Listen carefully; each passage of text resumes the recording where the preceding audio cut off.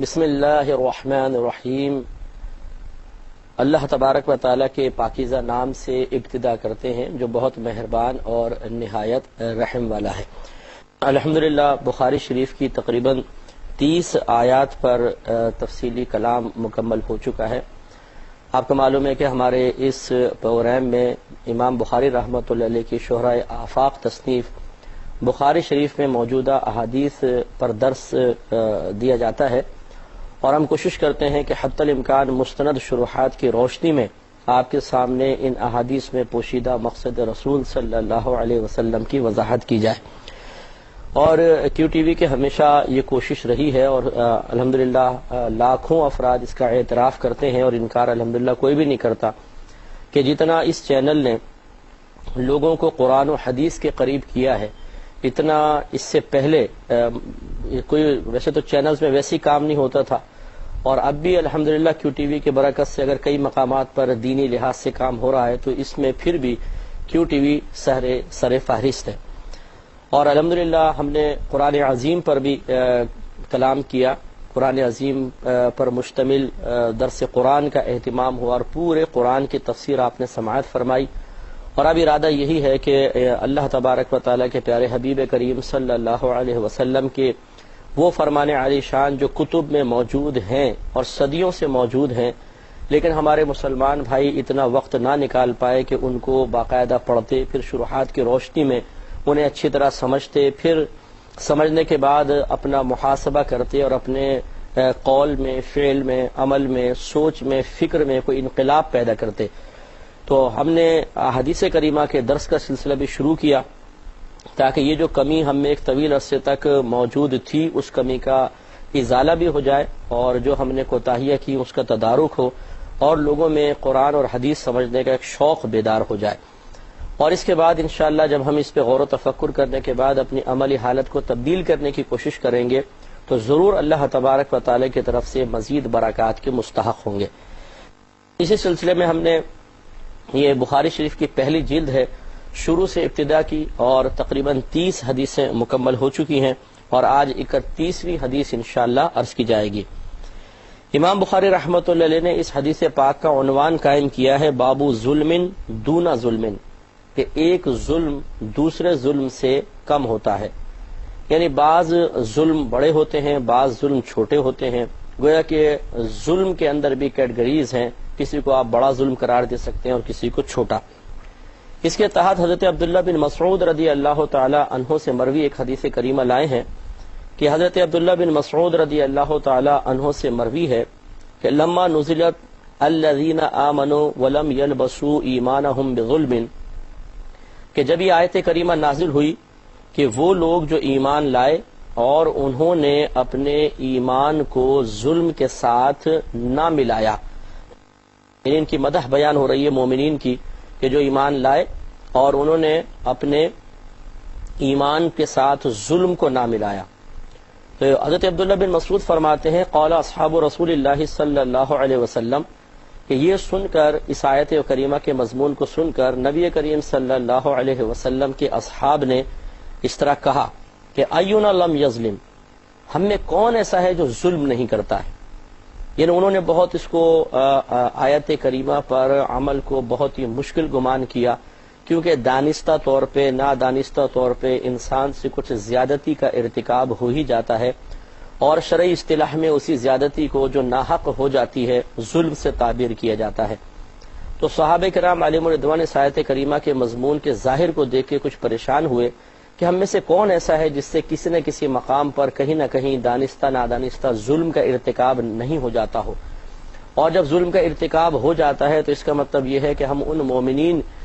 میں شامل نہیں ہوئے جن کی مدح اللہ تبارک و تعالی نے قرآن عظیم میں بیان فرمائی۔ جب انہوں نے یہ کویسچن کیا، اور یقیناً نبی کریم صلی اللہ علیہ وسلم سے سوال کیا گیا ہوگا، یہاں پہ حدیث میں ذکر نہیں کیا گیا، تو حضرت عبداللہ بن مسعود رضی اللہ تعالی عنہ کہتے ہیں کہ فانزل اللہ عز وجل، تو اللہ تبارک و تعالی نے اس کے بعد پھر یہ آیت کریمہ نازل فرمائی کہ ان الشرک لظلم عظیم، کہ بے شک شرک ضرور ایک بہت بڑا ظلم ہے۔ گویا کہ اللہ تبارک و تعالیٰ نے خود اپنی آیت کی تفسیر فرما دی۔ پہلے ارشاد فرمایا کہ وہ لوگ جو ایمان لائے اور انہوں نے اپنے ایمان کو ظلم کے ساتھ ملتبس نہ ہونے دیا، ملنے نہ دیا، ان کی مدح فرمائی، اور ظلم سے مراد کی خود وضاحت فرما دی کہ ہر ظلم نہیں ہے بلکہ یہاں پہ شرک مراد ہے، کہ وہ مومنین گویا کہ فلاح پا جائیں گے کہ جو ایمان لانے کی سعادت حاصل کرنے کے بعد اپنے ایمان کو شرک سے ملتبس ہونے سے بچاتے رہے، تو اللہ تبارک و تعالی ان کو بڑے اعلی مقام اور مراتب عطا فرمائے گا اور وہ کامیاب ہوں گے۔ تو خلاصہ کلام یہ ہوا کہ صحابہ کرام علیہم رضوان نے آیت کریمہ میں ظلم کے لفظ سے ہر ظلم کو شمار کیا یا مراد لیا کہ شاید ہر قسم کے ظلم کے بارے میں اللہ تبارک و تعالی نے کلام فرمایا، لیکن پھر اللہ تعالی نے خود وضاحت فرما دی کہ ہر ظلم یہاں مراد نہیں ہے، بعض ظلم چھوٹے ہوتے ہیں، بعض ظلم بڑے ہوتے ہیں، لہٰذا یہاں ایک بہت بڑا ظلم مراد ہے اور وہ شرک عظیم ہے، شرک ہے جو بہت بڑا گناہ۔ تو اس سے معلوم ہوا ایک بات تو یہ کہ اللہ تبارک و تعالیٰ کی بارگاہ میں جس طرح نیک اعمال میں تفاوت ہے، فرق ہے، کہ سب سے اوپر فرض ہوتا ہے، پھر واجب ہے، پھر سنت مؤکدہ ہے، پھر سنت غیر مؤکدہ ہے، پھر مستحب ہے، پھر مباح ہے، اسی طریقے سے جو گناہ ہوتے ہیں ان میں بھی اللہ تعالیٰ کی بارگاہ میں کوئی بہت چھوٹے گناہ ہوتے ہیں اور کوئی بہت بڑے گناہ ہوتے ہیں۔ یہ الگ بات ہے کہ ہم مسلمانوں کو جن کا ایمان کامل ہو، جو واقعی اللہ تبارک و تعالیٰ کا خوف رکھتے ہوں، انہیں ہر گناہ کو بڑا ہی سمجھنا چاہیے۔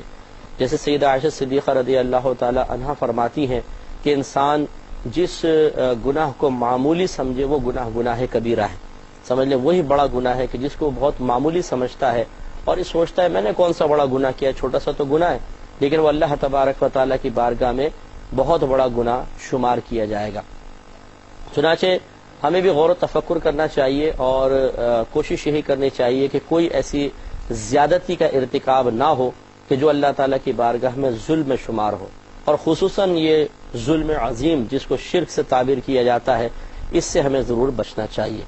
تو ہم نے مختلف پروگرامز میں شرک کے بارے میں کلام کیا ہے، لیکن یہاں تھوڑا سا چونکہ گفتگو آ گئی ہے، یہ لفظ استعمال ہو گیا ہے، تو تھوڑا سی میں اس میں عرض کر دیتا ہوں کہ شرک کا مطلب ہوتا ہے اللہ تبارک و تعالیٰ کی ذات یا اللہ تعالیٰ کی صفات میں کسی کو شریک ٹھہرانا۔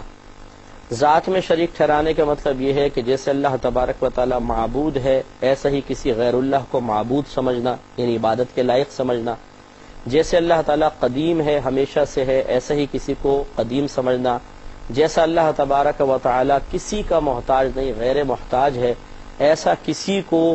ہر ایک سے غیر محتاج تصور کرنا، حتیٰ کہ معاذ اللہ تعالیٰ سے بھی یہ سمجھنا کہ یہ اللہ کا بھی محتاج نہیں ہے، تو یہ بھی شرک ہے۔ اسی طریقے سے اللہ تبارک و تعالیٰ کے لیے بیوی ثابت کر دینا، اولاد ثابت کرنا، ماں باپ ثابت کرنا، یہ سب شرک کے زمرے میں آتے ہیں اور شرک فی الذات کہلاتے ہیں۔ اور ایک شرک فی صفات ہوتے ہیں کہ اللہ تبارک و تعالیٰ کی جیسی صفت ہے، جن اوصاف کی حامل ہے، ویسی صفت کسی مخلوق میں تسلیم کر لینا۔ جیسے کہ اللہ تعالیٰ کی ہر صفت قدیم ہے، ہمیشہ سے ہے، جیسے اللہ تعالیٰ کی ذات قدیم ہے، اللہ تعالیٰ کی صفات بھی قدیم ہے۔ اسی طرح اللہ تعالیٰ کی تمام صفات ذاتی ہیں، یعنی اسے کسی نے دی نہیں ہے، جو کسی کے دیے بغیر ہو اس کو ذاتی کہتے ہیں، جو کسی سے لیتا ہے انسان یا کوئی کسی کو دیتا ہے اس کو عطائی سے تعبیر کیا جاتا ہے۔ تو اللہ تبارک و تعالیٰ کے علاوہ کون ایسا ہے جو اللہ تعالیٰ، یعنی اللہ تعالیٰ کے علاوہ غیر اللہ کوئی کہ جو اللہ تعالیٰ کو صفات عطا کرے، معاذ اللہ، یہ تو ہو ہی نہیں سکتا۔ تو اللہ تعالیٰ کی تمام صفات ذاتی ہیں، عطائی نہیں ہیں، تو قدیم ہیں، ذاتی ہیں۔ تیسرا، اللہ تعالیٰ کی تمام صفات لا محدود ہیں، ان کی کوئی حد نہیں ہے۔ اور نمبر 4، اللہ تعالیٰ کی تمام صفات غیر فانی ہیں، ان پہ نہ تو فنا کبھی واقع ہوئی ہے اور نہ فنا واقع ہونا ممکن ہے، ہو ہی نہیں سکتا ہے کہ اللہ تعالیٰ کی کوئی صفت فنا ہو سکے۔ لہذا یہ صفات اگر کسی مخلوق میں بے عین ہی تسلیم کر لی جائیں تو یہ شرک ثابت ہوگا۔ پھر شرک کی مزید 2 قسمیں کی جاتی ہیں، ایک شرک جلی کہلاتا ہے اور ایک شرک خفی کہلاتا ہے۔ شرک جلی یعنی بڑا شرک، اور شرک خفی یعنی جلی سے مراد واضح شرک، اور شرک خفی سے مراد ایک پوشیدہ شرک۔ شرک جلی میں تو یہی آتا ہے جو میں نے ابھی آپ کو بتایا کہ اللہ تعالیٰ کی ذات یا صفات کے ساتھ کسی کو شریک ٹھہرا دینا۔ یہ چونکہ بالکل واضح ہوتا ہے اور ظاہری طور پر ہی ہوتا ہے، ہمارے کوئی عمل سے اندازہ کیا جائے گا، ہمارے قول سے اندازہ کیا جائے گا، اس لیے اس کو شرک جلی سے تعبیر کرتے ہیں۔ اور شرک خفی ریاکاری کو کہتے ہیں، یعنی انسان نیک عمل کرے لیکن مقصود اللہ تبارک و تعالی کی رضا نہ ہو، بلکہ لوگوں کی طرف سے تعریف، ان سے کچھ فائدے حاصل کرنا، ان کی طرف سے کچھ نقصانات سے بچنا، یا اپنے آپ کو کسی کے طنز سے بچانا، یا کسی محفل میں کسی مقام پہ مرکزی حیثیت حاصل کرنے کے لیے نیک عمل کرنا، اگر یہ فاسد ارادے شامل ہیں، اللہ تبارک و تعالی کی رضا بالکل مقصود نہیں ہے، تو یہ ریاکاری بھی شرک خفی کہلاتی ہے۔ نبی کریم صلی اللہ علیہ وسلم نے ارشاد فرمایا کہ مجھے تم پر شرک کا خوف نہیں ہے، لیکن یعنی شرک جو جلی کہلاتا ہے، لیکن ایک شرک خفی کا خوف ہے۔ تو پوچھا گیا رسول اللہ صلی اللہ علیہ وسلم شرک خفی کیا ہے؟ تو آپ نے فرمایا کہ ریاکاری۔ تو اس لیے اچھی طرح یاد رکھیں کہ کوئی بھی عمل ہمیں مخلوق کو دکھانے کے لیے، اپنی واہ واہ کے لیے، اپنی تعریف کے لیے، یا کسی محفل یا کسی مجلس میں مرکزی حیثیت حاصل کرنے کے لیے ہرگز اختیار نہیں کرنا چاہیے، ورنہ یہ شرک خفی کہلائے گا۔ یہ والا شرک اگرچہ کفر نہیں ہے، لیکن بہرحال گناہ کبیرہ ضرور ہے۔ اور اس سے ہمارے وہ بھائی درس حاصل کریں کہ جو کچھ ایسے نادان بھی ہیں جو یہ کہتے ہیں کہ بعض اعمال ایسے ہیں جنہیں ریاکارانہ طور پر بھی کیا جائے تو کوئی بات نہیں، اس پہ بھی ثواب ملے گا معاذ اللہ، جن میں ایک درود شریف بھی ذکر کرتے ہیں کہ درود پاک کو اگر ریاکاری کے طور پہ بھی پڑھا جائے تو اس پہ ثواب کا ترتب ہو جائے گا۔ ان سے پوچھا جائے کہ آپ نے کہاں سے یہ اجتہاد کیا ہے، اور کیا آپ کے اندر اجتہاد کی صلاحیت بھی ہے کہ نہیں ہے؟ آپ نے اتنی بڑی جرأت کر کے ریاکاری مطلقاً حرام ہے اور اس پر سخت وعیدات بیان کی گئی ہیں، اور کسی عمل کا استثناء ریاکاری سے مطلب کسی عمل کا استثناء نہیں ہے کہ یہ عمل تم ریاکارانہ طور پہ کر سکتے ہو اور ان اعمال میں ریاکاری کرنا گناہ کبیرہ ہے۔ کسی عمل میں ریاکاری نہیں کر سکتے کیونکہ ریاکاری حرام ہے، لہذا درود پاک بھی فقط اللہ تبارک و تعالی کی رضا کی خاطر پڑھا جائے، اللہ کی رضا ہی مطلوب ہو۔ حتیٰ کہ ہمارے اکابرین نے لکھا کہ اگر کوئی چاہتا ہے کہ نبی کریم صلی اللہ علیہ وسلم کی زیارت پاک ہو جائے اور اس کے لیے کوئی خاص درود پاک کوئی بتاتا ہے، تو پھر بھی وہ زیارت رسول صلی اللہ علیہ وسلم کے قصد و ارادے سے درود نہ پڑھے، بلکہ وہ فقط اللہ تبارک و تعالی کی رضا کی خاطر درود شریف پڑھے۔ یہ الگ بات ہے کہ دل کے کسی گوشے میں، ذہن کے کسی گوشے میں یہ کوئی خواہش دبی ہوئی ہو، کوئی ایک مقصد پوشیدہ ہو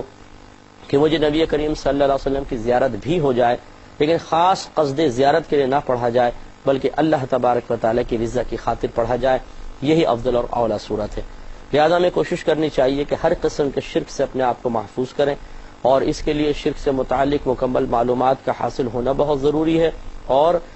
ایسے لوگوں کی صحبت میں رہنا بہت ضروری ہے کہ جن کی صحبت میں رہنے کی برکت سے انسان شرک سے محفوظ رہ سکتا ہے، یعنی شرک جلی سے بھی اور شرک خفی سے بھی۔ اور ساتھ میں یہ بھی ایک بات ذہن میں نشین، آخری بات میں عرض کر دیتا ہوں، یہ بھی ذہن میں رکھنی چاہیے کہ ہر چیز کو اپنی طرف سے شرک، زبردستی شرک بنا لینا، یہ بھی قطعاً غیر مناسب ہے۔ مسلم شریف کی روایت ہے، نبی کریم صلی اللہ علیہ وسلم نے ارشاد فرمایا، جس نے کسی مسلمان کو کافر کہا اور وہ مسلمان اس کفر کے لقب کا اہل نہیں ہے، یعنی حقیقتاً وہ کافر نہیں ہے، عقیدے اس کے کفریہ نہیں ہے، تو اگر کسی نے کسی مسلمان کو کافر کہا اور وہ اس کفر کا اہل نہیں ہے تو کفر کہنے والے کی طرف لوٹ آتا ہے، یعنی وہ خود کافر ہو جائے گا جو کسی مسلمان کو کافر کہہ رہا ہے۔ تو ہمارے وہ بھائی بہن بھی درس حاصل کریں جو ہر بات پر بس بدعت، یہ کافر ہو گیا، یہ مشرک ہو گیا، بار بار اس طرح ہر چیز کے اوپر کفر و شرک کے فتوے لگاتے ہوئے نظر آتے ہیں، انہیں خوف خدا رکھنا چاہیے اور اس قسم کی حرکات سے اجتناب کرنا چاہیے۔ اگر آپ کو گمان ہوتا ہے کہ کسی کا عمل کفریہ ہے یا شرکیہ ہے تو از خود فتویٰ جاری کرنے کے بجائے پہلے مستند علماء کرام اور مفتیان دین سے آپ رجوع کریں، ان سے پہلے مسئلہ معلوم کریں، اس کے بعد پھر اس شخص کی آپ اصلاح کرنے کی کوشش کریں۔ لیکن یہ طریقہ غلط ہے کہ بغیر کسی سے پوچھے خود اندازہ کر کے اور فوراً کفر و شرک کہہ دینا، یہ قطعاً غیر مناسب ہے۔ اگلا باب جو امام بخاری رحمۃ اللہ علیہ نے قائم فرمایا وہ ہے باب علامت المنافق، یعنی منافق کی علامت کا باب۔ پہلے سمجھ لیں کہ منافق کہتے کس کو ہے؟ منافق نفاق سے نکلا ہے، اور نفاق کا مطلب ہوتا ہے ظاہر و باطن کا جدا جدا ہونا، یعنی جیسا ظاہر ہے ویسا باطن نہ ہو، اور جیسا باطن ہے ویسا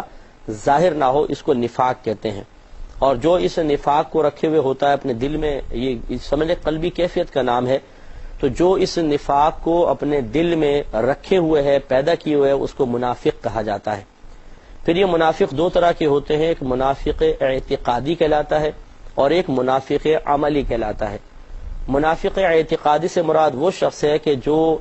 دل سے تو نبی کریم صلی اللہ علیہ وسلم کی نبوت کا قائل نہ ہو، لیکن زبان سے اپنے آپ کو مسلمان کہتا رہے، یہ منافق اعتقادی ہے، کیونکہ اس نے اپنے اعتقاد کو چھپایا ہوا ہے۔ جو دل میں اعتقاد ہے وہ علیحدہ ہے، جو زبان سے ذکر کر رہا ہے وہ اعتقاد، وہ زبان سے نکلنے والے الفاظ کسی اور ہی اعتقاد کی طرف اشارہ کر رہے ہیں، چنانچہ اس کے اعتقاد میں تبدیلی ہے، اندر کچھ باہر کچھ۔ اور یہ وہ منافقین تھے جو نبی کریم صلی اللہ علیہ وسلم کے دور مبارکہ میں تھے، اور انہوں نے اپنے نفاق کو چھپایا ہوا تھا۔ بعد میں اللہ تبارک و تعالی نے بہرحال ان کے نفاق کو ظاہر فرما دیا تھا اور یہ رسوا ہوئے، لیکن یہ نبی کریم صلی اللہ علیہ وسلم کے دور میں موجود تھے۔ آج کل کے دور میں اس قسم کے منافق اب نظر نہیں آتے ہیں، کیونکہ اب سب واضح طور پہ کفر بھی علیحدہ ہو گیا اور نفاق بھی علیحدہ ہو چکا ہے۔ اور دوسرا منافق ہوتا ہے منافق عملی۔ منافق عملی کا مطلب یہ ہوتا ہے کہ اس کا اعتقاد تو ٹھیک ہوتا ہے، وہ ظاہر سے بھی مومن ہے اور باطن سے بھی مومن ہے، پکا مسلمان ہے، لیکن وہ عمل ایسے اختیار کرتا ہے جو منافقین کی عادت میں شامل ہوتے ہیں، اس لیے اسے منافق عملی کہتے ہیں، یعنی عمل کے اعتبار سے منافق ہے، اعتقاد کے اعتبار سے منافق نہیں۔ تو منافق اعتقادی یاد رکھیں کافر ہوتا ہے، مرتد ہوتا ہے، اور جہنم کے سب سے نچلے طبقے میں ہوگا، جبکہ منافق عملی یہ مطلب گناہگار تو ہوگا اپنے عمل کی وجہ سے، لیکن کافر نہیں ہوتا ہے۔ اب جو حدیث آگے آ رہی ہے اس میں منافق عملی کا ہی تذکرہ ہے، منافق اعتقادی کا نہیں۔ حضرت ابو ہریرہ رضی اللہ تعالی عنہ سے مروی ہے، اور یہ 32ویں حدیث پاک ہے، یہ ذہن میں رکھیے گا۔ حضرت ابو ہریرہ رضی اللہ تعالی عنہ سے مروی ہے، یہ کہتے ہیں کہ عن النبی صلی اللہ علیہ وسلم قال، نبی کریم صلی اللہ علیہ وسلم سے مروی ہے کہ آپ نے ارشاد فرمایا، آیت المنافق ثلاث، منافق کی نشانی 3 ہے۔ اذا حدث کذب، کہ جب وہ بات کرتا ہے تو جھوٹ بولتا ہے، وَإِذَا وَعَدَ أَخْلَفَ، اور جب وعدہ کرتا ہے تو وعدہ خلافی کرتا ہے، وَإِذَا اؤْتُمِنَ، اور جب اس کے پاس امانت رکھوائی جائے خانہ تو خیانت کرتا ہے۔ 33ویں حدیث بھی لے لیتے ہیں کیونکہ اس سے ریلیٹڈ ہے، پھر اس پہ انشاءاللہ کچھ کلام کریں گے۔ دوسری حدیث جو 33ویں ہے حضرت عبداللہ بن عمرو رضی اللہ تعالی عنہ سے مروی ہے، یہ کہتے ہیں کہ ان نبی صلی اللہ علیہ وسلم قال، نبی کریم صلی اللہ علیہ وسلم نے ارشاد فرمایا، اربع من کن فیہ کان منافقا خالصا، 4 خصلتیں ایسی ہیں کہ جس شخص میں ہو وہ خالص یعنی پکا منافق ہے، ومن کانت فیہ خصلۃ منہن، اور وہ شخص کہ اس میں ان میں سے کوئی ایک خصلت ہو، کانت فیہ خصلۃ من النفاق، تو اس میں گویا کہ نفاق کی ایک خصلت موجود ہے، حتی یدعہا، یہاں تک کہ وہ اس کو چھوڑ دے۔ اور پھر سرکار نے وہ خصلتیں بتائیں کہ اذا اؤتمن خانہ، جب اس کے پاس امانت رکھوائی جائے تو خیانت کرے، وَإِذَا حَدَّثَ كَذَبَ، اور جب بات کرتا ہے تو جھوٹ بولتا ہے، وَإِذَا عَاهَدَ غَدَرَ، اور جب وہ کوئی معاہدہ کرتا ہے تو وعدہ خلافی کر دیتا ہے، معاہدہ توڑ دیتا ہے، وَإِذَا خَاصَمَ، اور جب وہ جھگڑا کرتا ہے، کسی سے جھگڑا ہو جائے، فَجَرَ، تو پھر وہ فحش کلامی سے کام لیتا ہے، گالیاں بکتا ہے، گندی باتیں زبان سے نکالتا ہے۔ تو ان دونوں حدیثوں کو اگر دیکھا جائے، ان میں کچھ باتیں تو ایک جیسی ہیں، اور ایک حدیث میں جو ہے وہ آگے بات دوسری بیان کی گئی، انشاءاللہ زندگی رہی تو نیکسٹ پروگرام میں ان تمام باتوں پہ تھوڑا تھوڑا کلام کریں گے، اور ہم سب اپنا اپنا محاسبہ کریں گے کہ خدا نہ خواستہ یہ خصلتیں ہم میں تو نہیں، اگر ہیں تو اس سے کیسے بچا جائے۔ اللہ تعالی ہمیں وہ پروگرام دیکھنے کی بھی توفیق عطا فرمائے، آمین۔ وآخر دعوانا ان الحمدللہ رب العالمین۔